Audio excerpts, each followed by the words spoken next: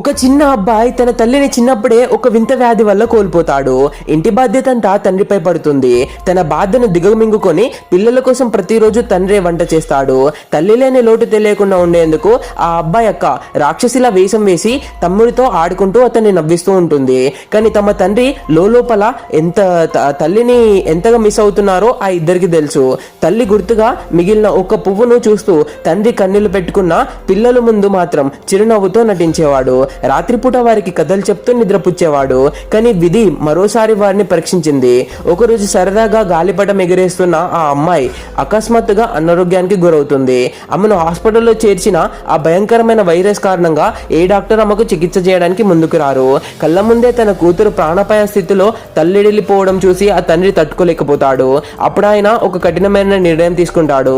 తన చిన్న కొడుకును సురక్షితంగా బయట ఉంచి తండ్రి లోపలికి వెళ్తాడు. మృత్యువుతో పోరాడుతున్న తన కూతుర్ని గట్టిగా కౌగిలించుకుంటాడు. దీనివల్ల ఆ ప్రాణాంతక వైరస్ తండ్రికి కూడా సోకుతుంది. చివరకు తండ్రి కూతురు ఇద్దరు మరణిస్తారు.